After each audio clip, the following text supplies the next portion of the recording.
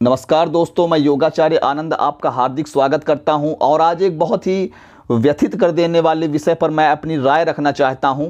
अभी कुछ दिन पहले की बात है, कोतमा के पास कोतमा नगर पालिका के पास जो एक हाईवे है, उस हाईवे में 8-10 मवेशी बैठे हुए थे, गाय बैठी हुई थी, बैल बैठे हुए थे और कोई हैवी वाहन, संभवतः कोई ट्रक इत्यादि होगा, उनके ऊपर से चला गया और 10-12-15 मवेशियों की वहाँ दर्दनाक मौत हो गई।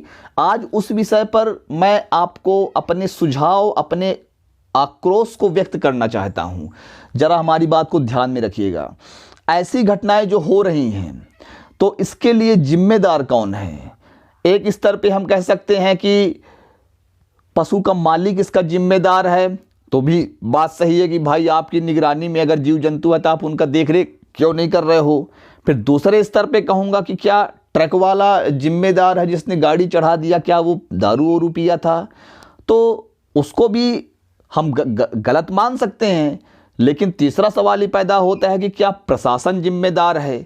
तो मैं इन विषयों पर थोड़ी सी आपसे प्रकाश डालना चाहता हूं। मैं ट्रक वाले को थोड़ा सा तो जिम्मेदार मानता हूं कि भाई आपकी आंख के सामने अगर वो मवेशी बैठे हुए तो शायद आप न देख पाए हो या आप शराब के नशे में हैं, जो भी कारण हो, लेकिन वहां तक बात चली गई तो वहां तक की मैं चर्चा करूंगा ही नहीं। पहले मैं आता हूं प्रशासन पर। प्रशासन को सबसे पहले, आज हमारे देश में जो गौवंश की जो समस्या है वो छोटी मोटी समस्या नहीं है।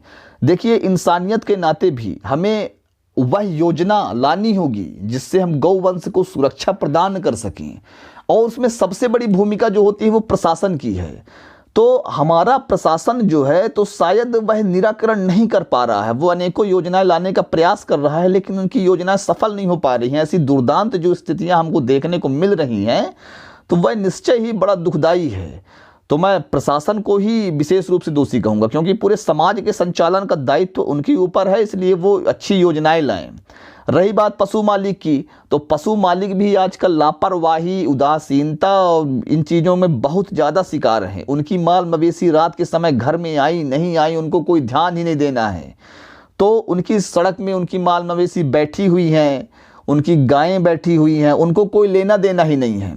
तो ऐसे लोग कायदे के साथ दंडनीय अपराधी हैं। ऐसे लोगों के ऊपर आपराधिक मुकदमा दायर होना चाहिए। मैं ट्रक वाले के ऊपर नहीं बोल रहा हूं, मैं ऐसे पशु मालिकों के ऊपर।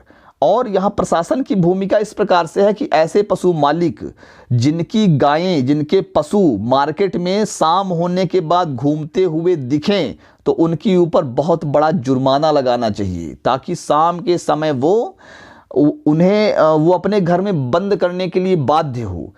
और दूसरी चीज़ें ये है कि शहरी क्षेत्र में डेयरी फार्म होने ही नहीं चाहिए, ये गलत है। गायों को प्रकृति के बीच रहना चाहिए। मैं चाहता हूं कि गायों को गांवों में ही होना चाहिए, गांवों में ही डेयरी फार्म्स होने चाहिए, शहरों में नहीं होने चाहिए, क्योंकि ट्रैफिक की प्रॉब्लम होती है। आपके बाजार में घूमते रहते हैं गायें, उनको कोई ध्यान नहीं देता, तो वो गाय के लिए भी दुखदाई है और वहाँ के समाज के लोगों के लिए भी दुखदाई है। तो एक ऐसा कानून हो कि शहरों में तो पहली बार डेयरी फार्म होने ही नहीं चाहिए। जैसे हम अन्य उद्योगों में देखते हैं कि अन्य उद्योगों में जाने से पहले लाइसेंस जारी होते हैं, उस लाइसेंस में ध्वनि प्रदूषण, वायु प्रदूषण, जल प्रदूषण, खनिज विभाग, ये विभाग, वो विभाग की उसमें एनओसी लेना पड़ता है। तो कुछ ऐसी ही प्रक्रिया इन चीज़ों में भी होनी चाहिए कि जो डेयरी फार्म में भी, कि जो कि मार्केट से दूर हो, हाईवे से दूर हो, ये सारी चीज़ें। लेकिन अंतिम करेगा कौन? इसका निपटारा सिर्फ प्रशासन को करना है। या तो वो नगर पालिका परिषद करे, या फिर वो जिला के द्वारा हो, या मुख्यमंत्री के द्वारा हो। करना अंत में प्रशासन को ही है। बिना प्रशासन के यह कार्य कोई नहीं कर सकता। कोई समाज सेवी व्यक्ति होगा, कोई बहुत सहृदय व्यक्ति होगा, तो वो एक सीमित दायरे में कार्य कर सकता है, लेकिन अंतिम व्यापक कार्य तो सिर्फ प्रशासन के द्वारा ही हो सकता है। गौवंश के विषय में मैं इसलिए चर्चा करता हूं कि देखिए भाई, मुझे गायों से है प्रेम। गायों से ही नहीं, मुझे हर जीव जंतु से प्रेम है। मेरे भीतर एक करुणा है।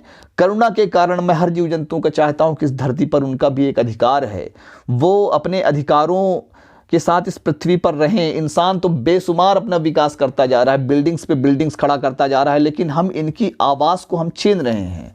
तो इस प्रकार से मैं इनके हितों के लिए हमेशा बात करता रहूँगा। अभी शिवराज सिंह चौहान जी के द्वारा एक गौ मंत्रालय नाम की एक मंत्रालय गठन का माने उस समय आया था एक योजना, लेकिन पता नहीं उस पर कार्य किए हैं कि नहीं किए हैं। लेकिन गौ मंत्रालय अवश्य होना चाहिए और इससे इंसानियत की दृष्टि से इन चीज़ों का संरक्षण करना हमारा परम कर्तव्य है। अब मैं समझता हूं कि मेरी बातें आपको समझ में आई होंगी और आप लोग अपना सहयोग और प्यार हमको अवश्य दीजिएगा ताकि हम और बढ़ चढ़ कर कोई कार्य कर सकें। हमें आप गलत मत समझिएगा, अपना सहयोग और प्यार हमेशा देते रहिएगा। जय हिंद, जय भारत।